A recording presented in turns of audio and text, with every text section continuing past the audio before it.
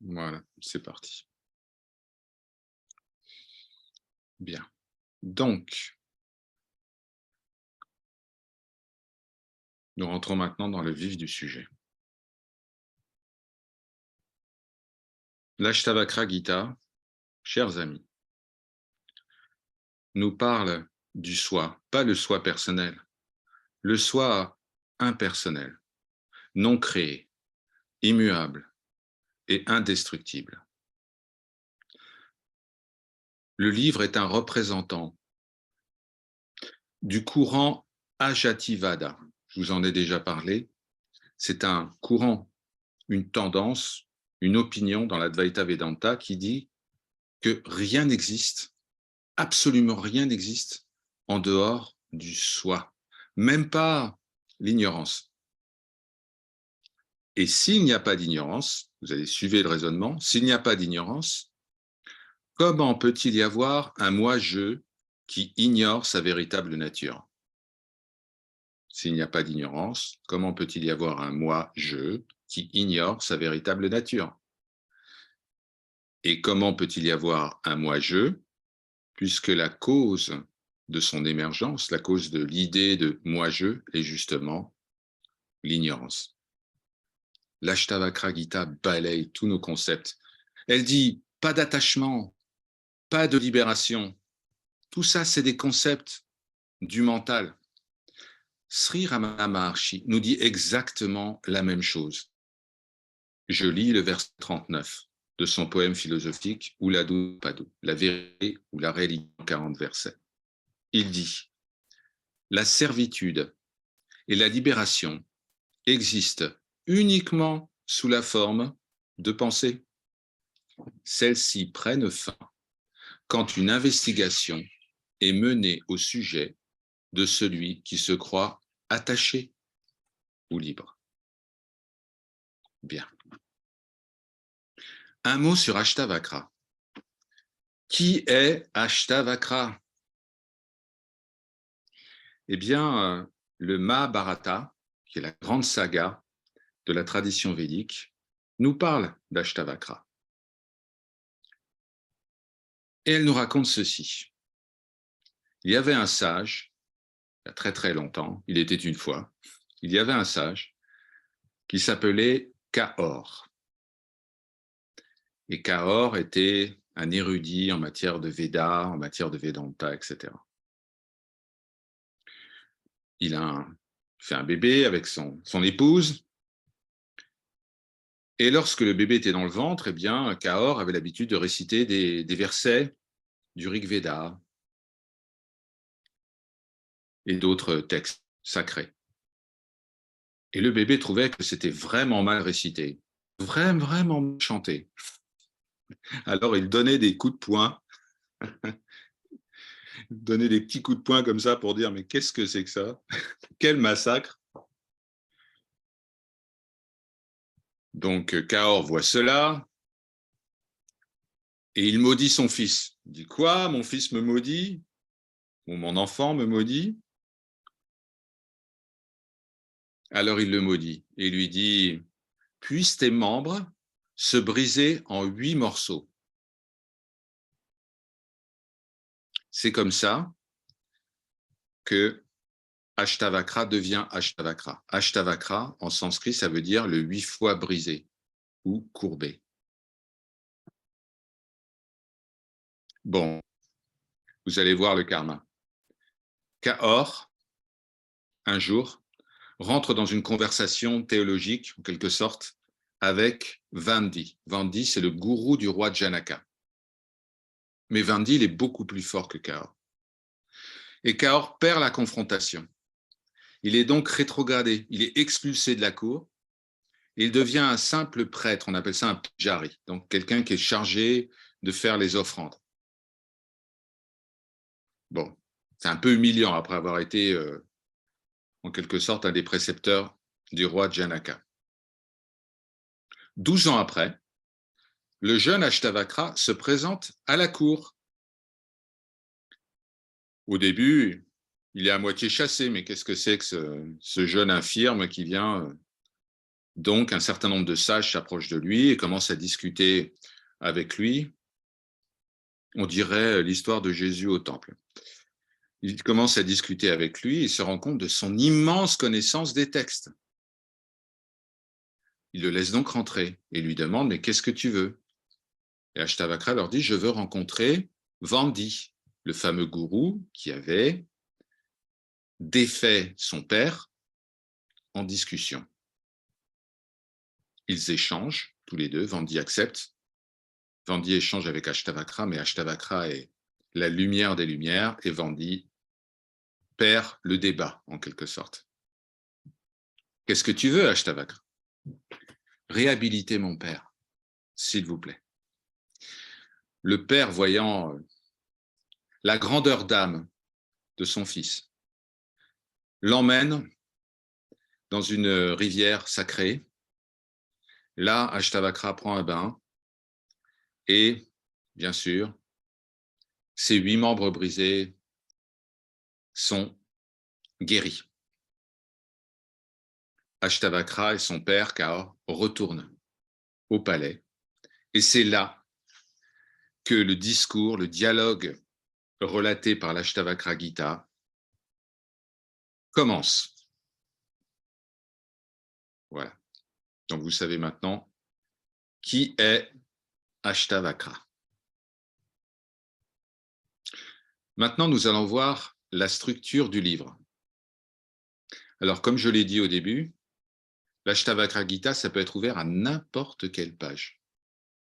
Parce qu'il n'y a pas vraiment de développement intellectuel qui amène à une conclusion. La conclusion, nous l'avons vu, elle est déjà donnée dans les tout premiers versets du premier chapitre. C'est par convenance que les versets ont été regroupés en chapitres pour pouvoir pointer rapidement une phrase parmi les 300 contenus par la Gita. Le chapitre 1 ressemble au chapitre 2 de la Bhagavad Gita. En gros, Janaka demande à Ashtavakra de l'instruire. Ça rappellera quelque chose à certains. Le verset 7 du chapitre 2 de la Bhagavad Gita. Je prends refuge en toi, Seigneur, instruis-moi. C'est le même état d'esprit ici. Au chapitre 2, éveil express, instantané du roi Janaka. Il entend quelques propos d'Ashtavakra, il est mûr. Dès lors, le dialogue entre, disons, un disciple et son maître devient un dialogue entre le soi et le soi, plutôt un monologue. Il n'y a plus de maître, il n'y a plus d'élève, il n'y a que la lumière qui s'adresse à la lumière.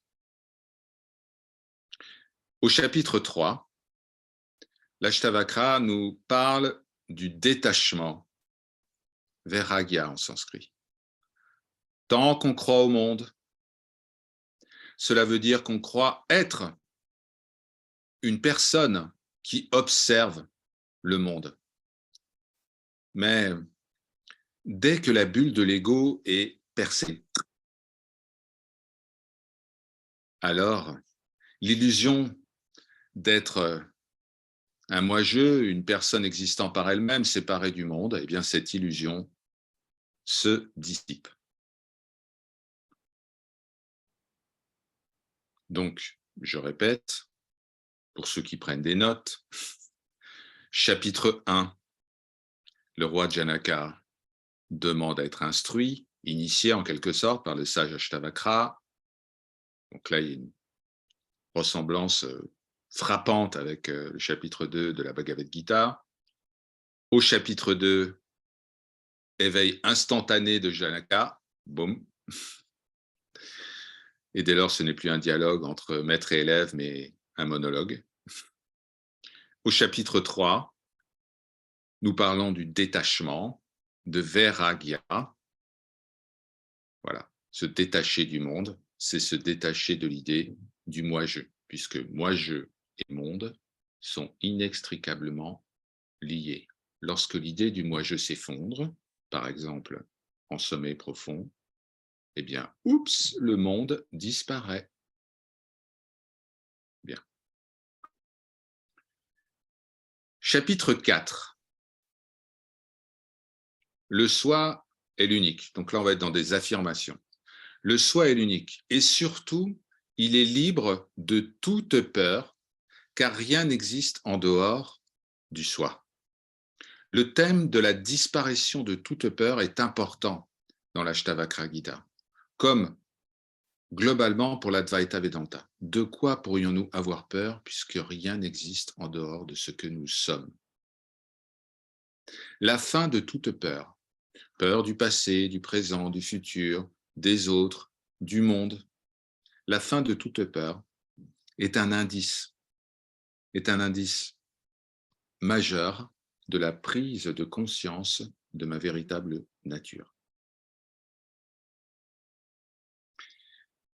Au chapitre 5, Ashtavakra et Janaka discutent des différentes voies de réalisation. Et pour ceux qui suivent les partages faits par ce serviteur, vous savez qu'il y a deux principales voies de réalisation évoquées par la tradition Advaita Vedanta, la Bhakti et la Jnana, la dévotion et la connaissance. Deux voies qui n'en sont qu'une, puisque les deux voies, en fait, invitent le cherchant à contempler en permanence ce qui est, soit par l'introspection, soit par l'abandon total de tout ce qui n'est pas nous, aux pieds du Seigneur, quel que soit le nom que vous lui donniez. Donc ça, c'est le chapitre 5, les différentes voies de réalisation.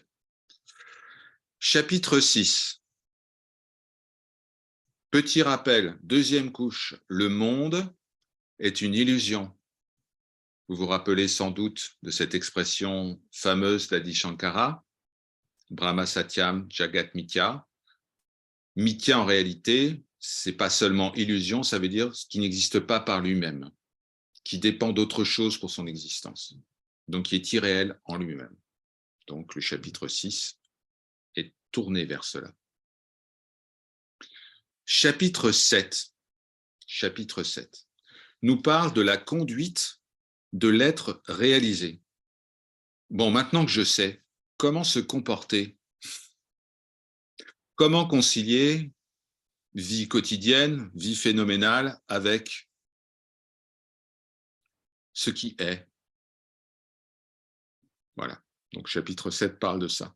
Chapitre 8, c'est une réalisation importante. C'est, OK, le monde à l'extérieur est irréel, donc il y a aussi compréhension que le monde intérieur, mes pensées, mes émotions, mes constructions mentales, sont tout aussi irréels que le monde perçu à l'extérieur. Ce qui est considéré comme intérieur ou extérieur est une illusion. Chapitre 9 et 10. Alors là, on commence la série de claques administrées par l'Ashtavakra Gita à celui qui se pense être un bon disciple, un bon cherchant spirituel, une bonne personne globalement. Les chapitres 9 et 10 affirment que la vertu, le dharma, les bonnes actions, l'idée d'être une bonne personne, un bon disciple, eh bien tout ça, ça doit être déconstruit, ça doit être déposé, ça doit être abandonné, parce que tout cela alimente l'idée du moi-je. Au chapitre 11, nous revenons sur ce qu'on appelle les qualités du disciple. La sadhana chatustaya sampat en sanskrit. Les 4 qualités du disciple. Nous verrons cela quand nous étudierons le chapitre 11. Allez, un scoop, détachement, discernement, désir de libération, tempérance, c'est-à-dire capacité à accepter aussi bien les bonnes choses que les moins bonnes. Bon. On rentrera un peu plus dans le détail mercredi. Globalement, les qualités du disciple, c'est la capacité à transcender les couples d'opposés, le bien, le mal. Chapitres 12, 13 et 14. Alors là, nouvelle série de claques. explication de la futilité des disciplines et des méthodes qui sont proposées, de toutes ces pratiques, qui apparaissent en définitive comme des obstacles. La méditation, par exemple, doit tuer l'idée qu'il y a un méditant et non pas renforcer son ego avec l'idée de je suis un bon méditant ou je suis un mauvais méditant ou je ne sais pas méditer ou au contraire je sais méditer. Voilà, la méditation doit tuer le méditant. Sinon, c'est un obstacle supplémentaire, une condition supplémentaire posée par le mental pour ne pas se souvenir de notre véritable nature. Il y a un texte très célèbre en Advaita Vedanta qui s'appelle Osivil Odukam. C'est un petit livret en tamil qui dit que le gourou qui prescrit une grande pratique, un grand exercice à ses élèves est à la fois pour ses élèves le dieu de la vie, Brahma, et le dieu de la mort, Yama, parce qu'il alimente l'idée qu'il doit y avoir un disciple qui doit faire ceci ou cela. Donc là, on voit l'approche Adjativada de l'Ashtavakra Gita, c'est-à-dire une approche où rien n'existe en dehors du soi et tout concept doit être brûlé dans le feu de la connaissance du soi, sans pitié. Et puis vient, chers amis, vient le chapitre 15. Et le chapitre 15, c'est le sommet, c'est le saint des saints de l'enseignement, ou plutôt du partage de l'Ashtavakra Gita.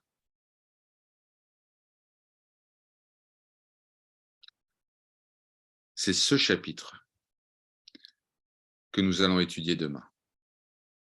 Demain, nous consacrerons toute la session au chapitre 15. C'est le chapitre 15, y compris toute l'Ashtavakra Gita est comprise, tout l'Advaita Vedanta est comprise, et de manière encore plus essentielle. Il y a rappel de votre véritable nature. Lire l'Ashtavakra Gita, c'est un mantra. Étudier l'Ashtavakra Gita, c'est contempler le Seigneur.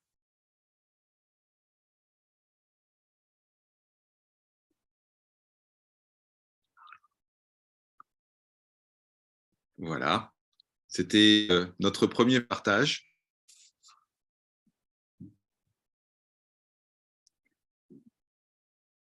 Demain, donc, chapitre 15. Et après-demain, nous visiterons en quelque sorte d'autres merveilles, le nectar de la connaissance pure partagé ici par le sage Ashtavakra. Est-ce que vous avez des questions par rapport à ce qui vient d'être partagé?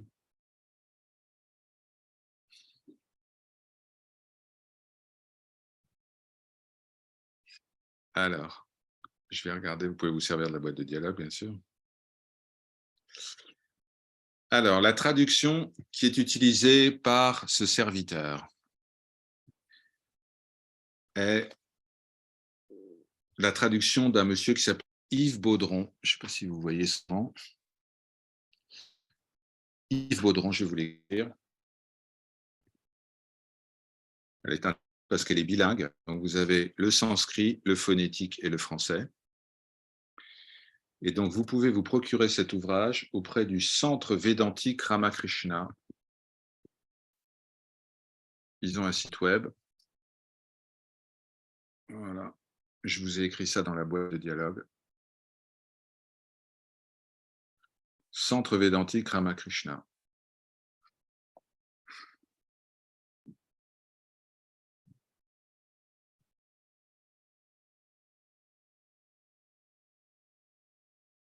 Une excellente traduction.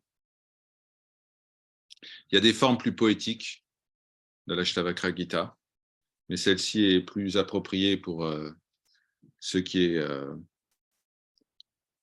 ressenti ici, c'est-à-dire de rentrer au cœur du texte et notamment d'aller comprendre le sens des mots qui sont utilisés dans chacun des versets, parce que le sanskrit est polysémique, c'est-à-dire qu'un mot peut avoir beaucoup de sens différents, et donc c'est important de rentrer dans les détails sur certains versets essentiels, comme ceux du chapitre 15. Et donc, dans cette édition, vous avez la décomposition du verset mot après mot.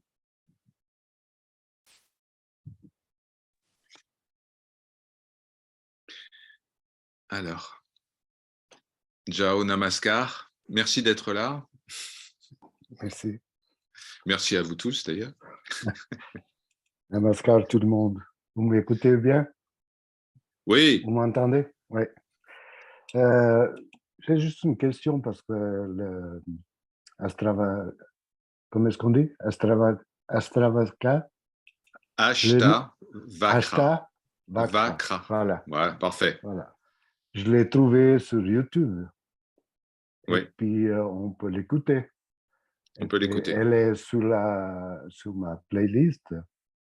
Mais quand je vois le livre, est-ce que vous pensez qu'il manque quelque chose dans la version YouTube? Est-ce que ça dure à peu près 1 heure d'écoute?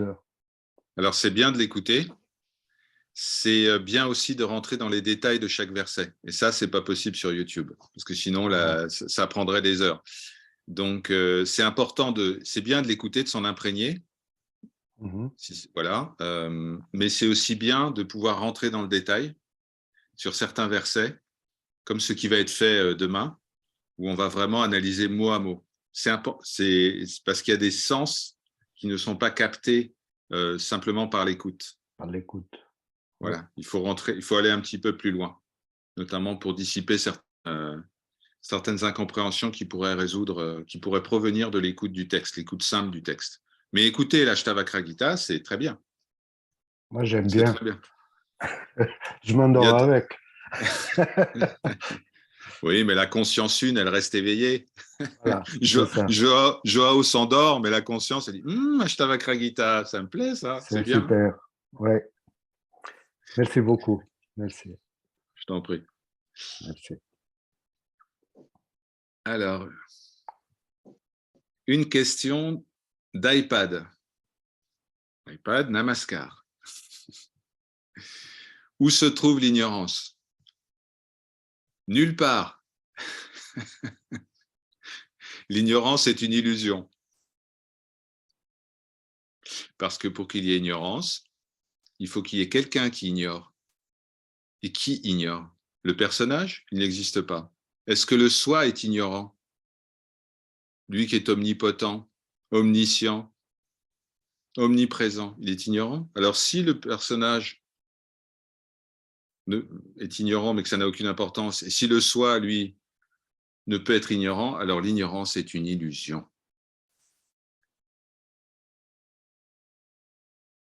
Voilà.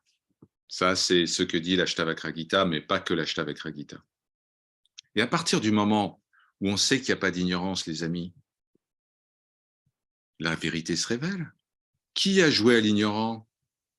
Qui s'est pris pour un ignorant? Quoi, il n'y a plus personne? Il n'y a plus d'ignorants? Ben alors, s'il n'y a plus d'ignorants, qu'est-ce qui se révèle? La magnifique lumière de notre véritable nature. Saja, Swarupa, Swayambhu, Nitya, Suddha, Buddha, Mukta, Kutashta, Santoja. Bon. Alors, il y a quelques questions dans la boîte de dialogue. Je vais regarder. OK.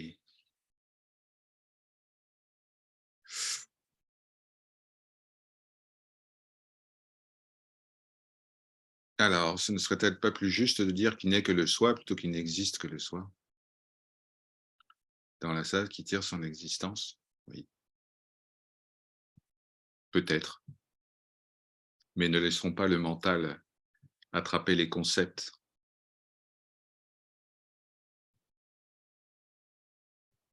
Observons le mental en train de dire tiens, telle définition colle mieux à celle-ci, etc. C'est bien. Plutôt que d'observer les définitions elles-mêmes, observons ce qui est en train de placer, de se positionner. Parce que pour l'Advaita Vedanta, ce qui importe, c'est l'être, justement.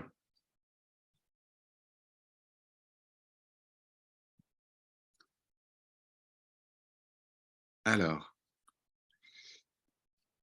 question de Cyril. Cyril, namaskar.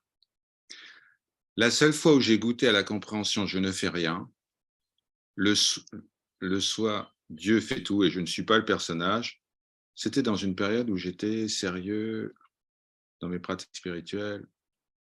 Et mon ego me dit « tu as atteint cela parce que tu pratiquais ». Est-ce faux? Il faut bien pratiquer pour avoir des résultats, enfin du point de vue extérieur.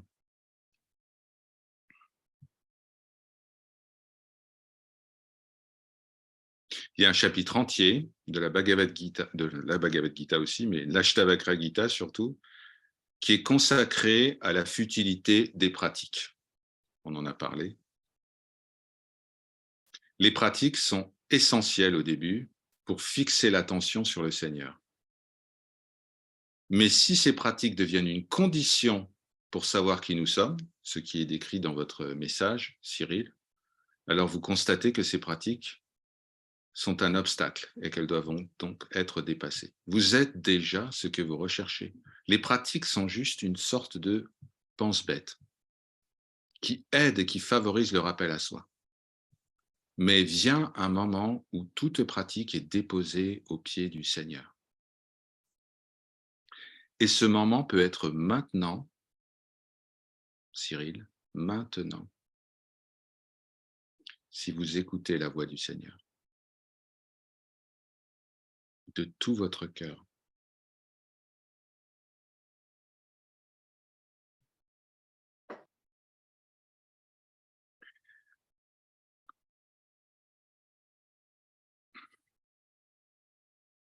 Alors, iPad.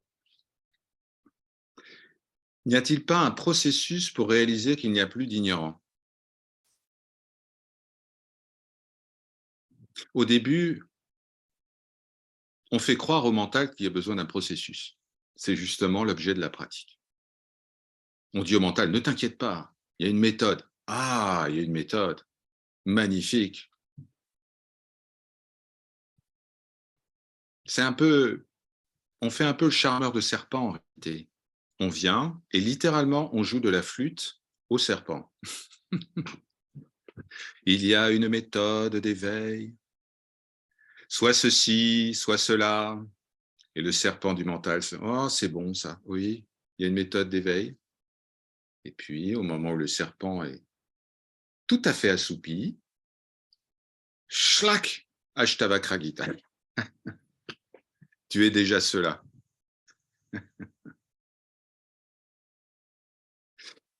Voilà. Mais toute méthode est une forme, oui, on charme le serpent de l'ego. On le rassure avec des mots. On lui dit, on va t'expliquer. Et chers amis, vous avez devant vous un charmeur de serpent.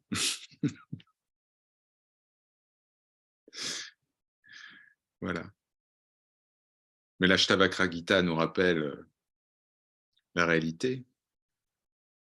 Vous êtes déjà ce que vous recherchez. Pas de méthode, pas de processus, pas de lieu où se rendre, pas d'attente par rapport à un événement particulier, pas besoin de devenir quelqu'un d'autre.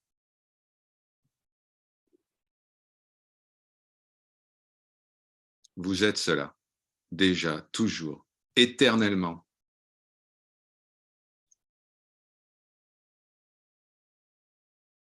J'aurais pu vous résumer l'Ashtavakra Gita en 3 mots. Tu es cela. Tatvamasi.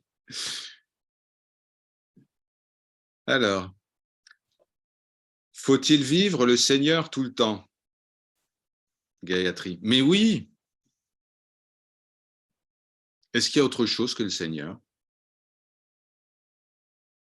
Est-ce qu'il y a autre chose que le Seigneur? Alors oui, le mental va lui donner des noms, des formes, des qualités. Mais est-ce qu'il y a autre chose que le Seigneur? Rien d'autre. Donc c'est le Seigneur qui est vécu tout le temps, en quelque sorte. C'est le soi qui imagine le soi en permanence. Il n'y a que cela. Et la suggestion qui est faite, l'invitation de l'Ashtavakra Gita et de tous les autres textes de l'Advaita Vedanta, c'est tu es cela, rappelle-toi, rappelle-toi, rappelle-toi, rappelle-toi. Tu crois sérieusement que tu es ce petit bonhomme ou qui va vivre quelques années? Tu crois ça? Tu crois vraiment ça? Tu te rappelles de ta naissance? On m'a raconté. Okay. Et qu'est-ce qui lui arrive à ce petit moi en sommeil profond? Soi-disant ce petit moi permanent qui constitue ma grande identité. Ah tiens, c'est marrant. En sommeil profond, il n'y a plus de petit moi, il n'y a plus de monde, il n'y a plus les autres, il n'y a plus rien. Et pourtant, je suis. Mais qu'est-ce que c'est que cette histoire?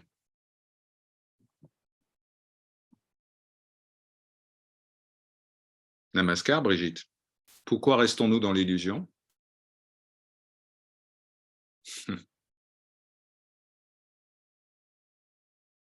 Nous restons dans l'illusion parce que nous imaginons être un moi-je et nous imaginons être un moi-je parce que il y a ignorance ou il y a ignorance et parce qu'il y a croyance dans cette ignorance. Mais lorsque cette croyance est dissipée, lorsque le moi-je est vu justement comme étant une croyance, alors tout le château de cartes de la Maya, je le fais pas bien le bruit, désolé, je trouverai quelque chose de mieux. Voilà.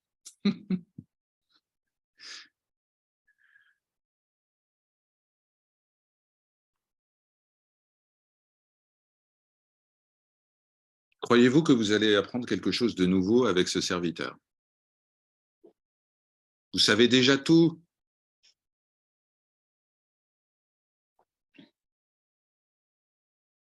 Tout.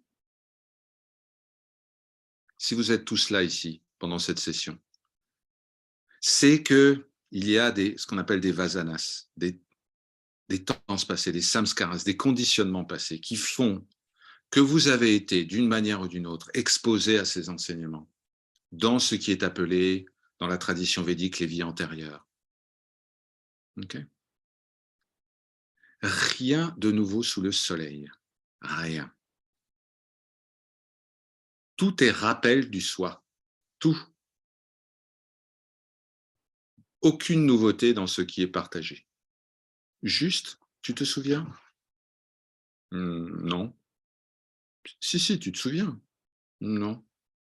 Enfin, tu te rappelles?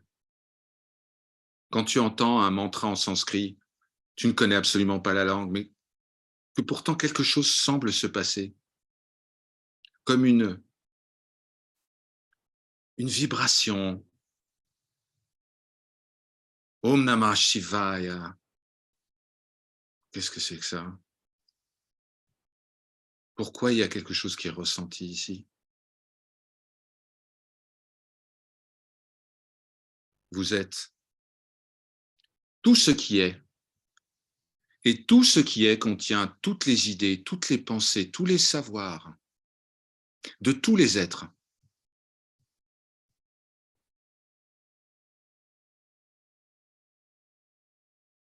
Et comme le dit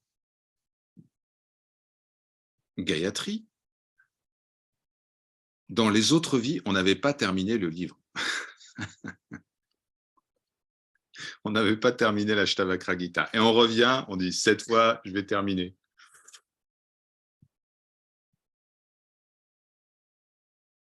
Mais c'est déjà terminé, Gayatri. Vous êtes déjà cela.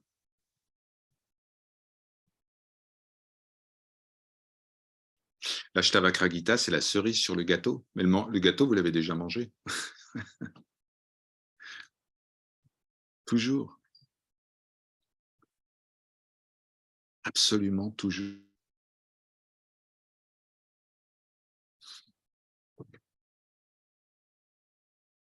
Isabelle, je lis. Lorsqu'il est dit qu'il faut être constamment dans le Seigneur, peut-on quand même regarder les choses du monde, un truc à la télé, un film, ou faut-il se couper de toute information?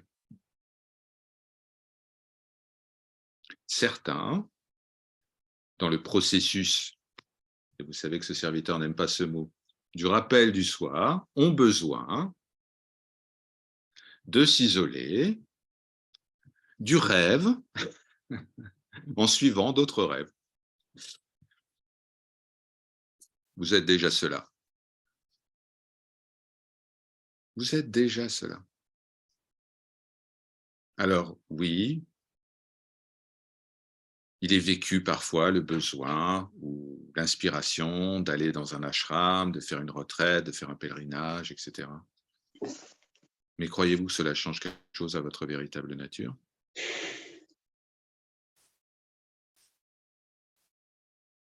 Un film, c'est un rêve dans un rêve, on est d'accord? Okay. Qu'est-ce que ça va faire exactement?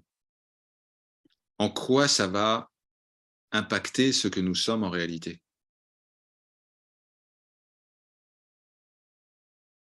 Aucunement. Cependant, et il y a toujours un mais, hein.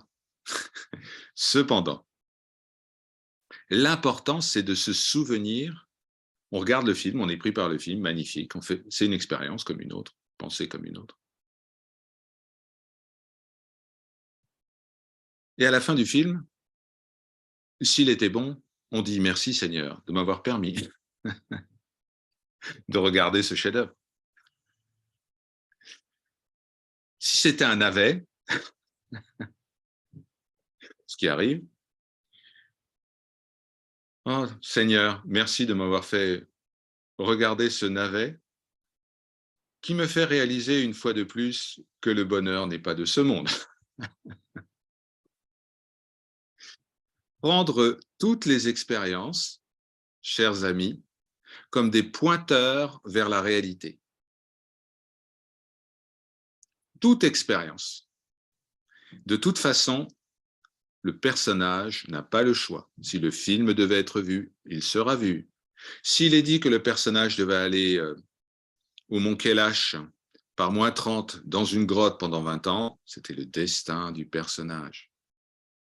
Le personnage doit-il en tirer un mérite quelconque? Non, car il n'existe pas.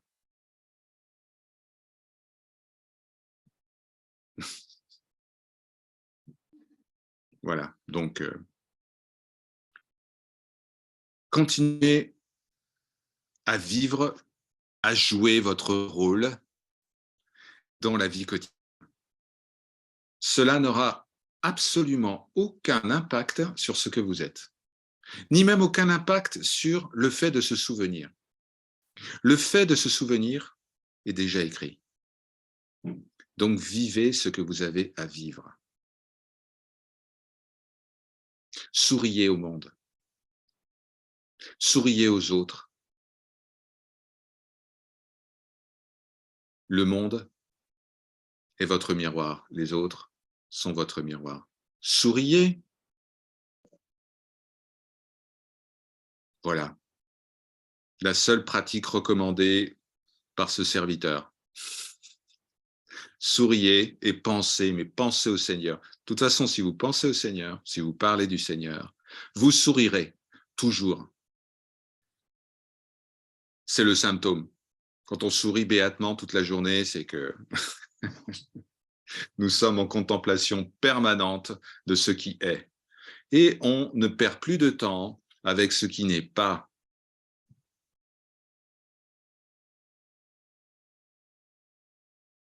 Qu'est-ce qui est en dehors du Seigneur? Mais dites-moi.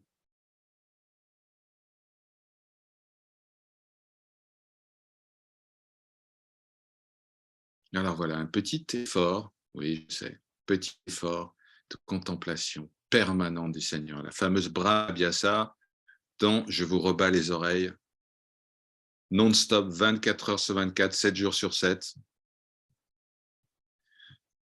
Heureusement, ce serviteur n'est pas le seul. Il y a bien d'autres voix de lumière qui s'expriment sur ce sujet.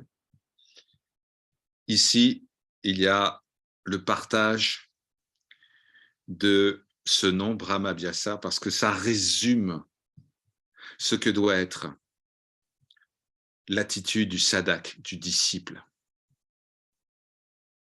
en toutes circonstances.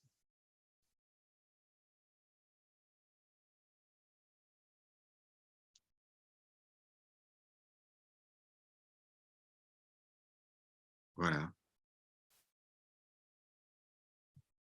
Je prends refuge, Seigneur. Instruis-moi. Et le Seigneur dit, pense à moi. Parle de moi. Toujours. Que ton seul sujet de conversation soit moi. Que ta première pensée le matin, que ta dernière pensée le soir soit pour moi.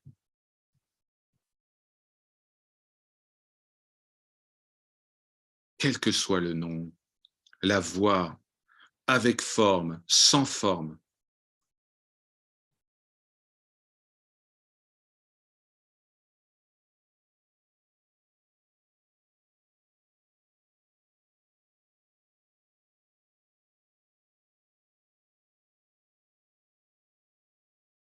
Quand vous priez le Seigneur, ne lui demandez rien. Il sait exactement ce qui est nécessaire pour vous.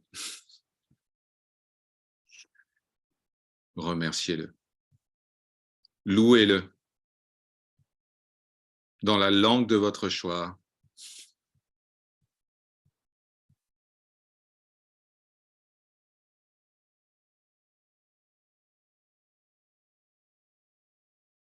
Qu'est-ce qu'il nous reste à faire en réalité?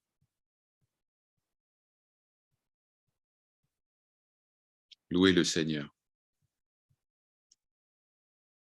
Tout le reste va se réaliser automatiquement. Tout le reste est programmé. Le logiciel est écrit. Le personnage va faire ci, va faire ça, va rencontrer tel obstacle, va résoudre telle situation. Tout ça, c'est déjà écrit.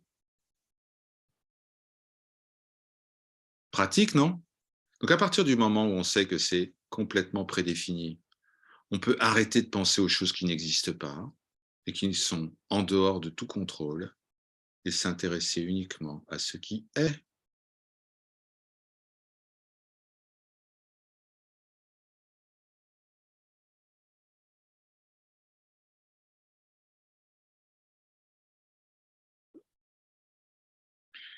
Alors, existe-t-il des personnages qui naissent avec toute la sagesse des écrits?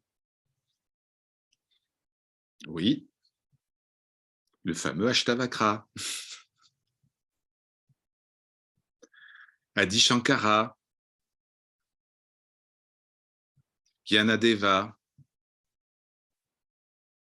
et tant d'autres. Tant d'autres.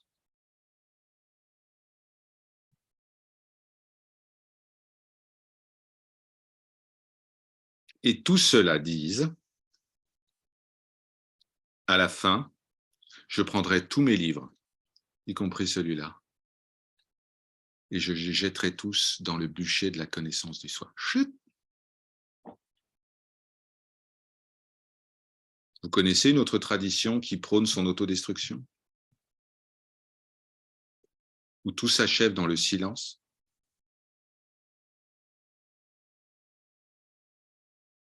où il n'est pas question de maintenir un dogme, quel qu'il soit, mais au contraire, de dépasser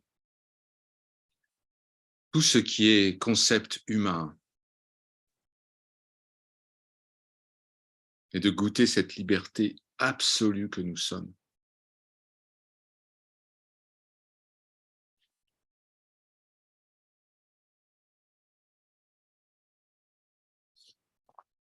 Alors, Brigitte, Namaskar.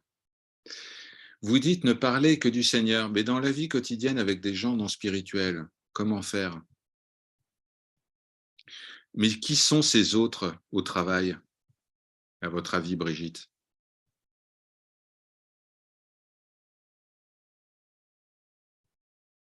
Ils sont votre miroir. Ils sont le soi, il n'y a que le soi. Tout est parole du Seigneur. Tout est visage du Seigneur, partout. Alors, comment faire dans la vie quotidienne avec des gens non spirituels? Eh bien, c'est reconnaître le soi en eux. Et finalement, comprendre que tout est en vous, pas en tant que vous, moi, je, pas en tant que personne, en tant que conscience absolue. Ramana Maharshi disait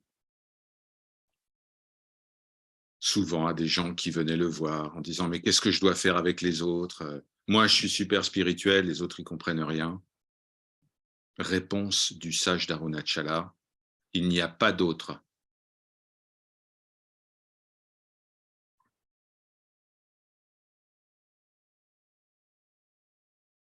Bon, il n'y a pas d'autre. Tout est le soi. Tout est le soi. Même nos ennemis, Brigitte, ceux qui nous font un peu... Vous savez qu'en fait, ce sont nos meilleurs amis, nos plus grands alliés. Vous savez pourquoi? Parce qu'ils mettent notre ego à l'épreuve. Ils ont le même objectif que nous en tant que chercheurs spirituels. Ils veulent détruire notre ego. Ils nous apprennent l'humilité, ils nous apprennent la compassion, la tolérance, la tempérance, la capacité à surmonter aussi bien le bon que le mauvais.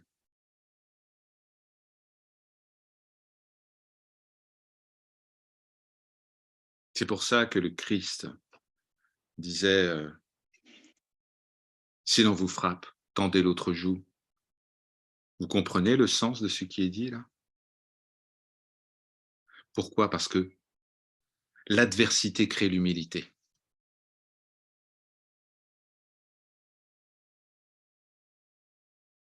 Et l'humilité est la qualité suprême. Lorsqu'on se fait tout petit, on se fait humble. Alors, qu'est-ce qui se passe? Le Seigneur apparaît. Forcément, puisque l'ego est devenu minuscule, un grain de poussière.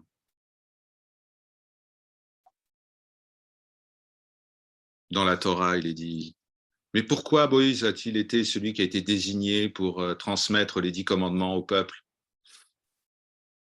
Il ne sait pas parler, il est bègue.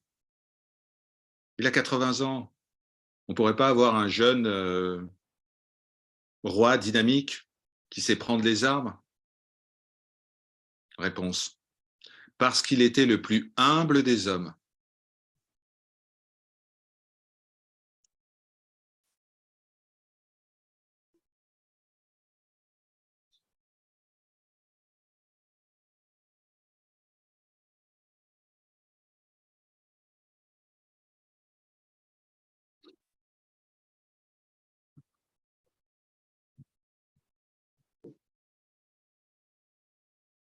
Et pourquoi il était le plus humble des hommes?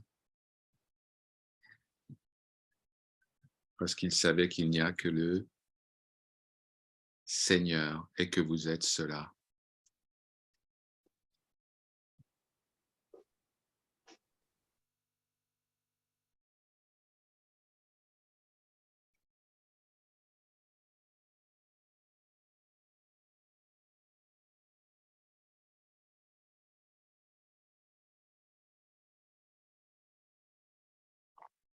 On se retrouve demain, même heure, 18 h.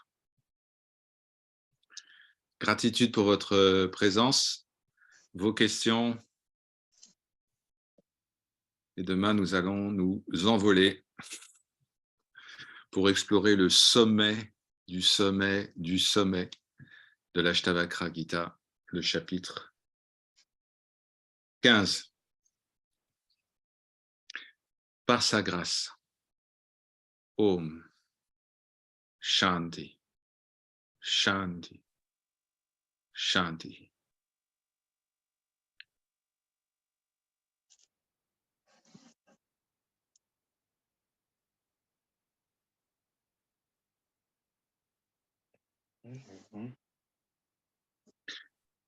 Le lien de ce replay sera disponible par un lien privé que je communiquerai à ceux et à celles qui souhaitent y accéder. Très belle soirée en soi.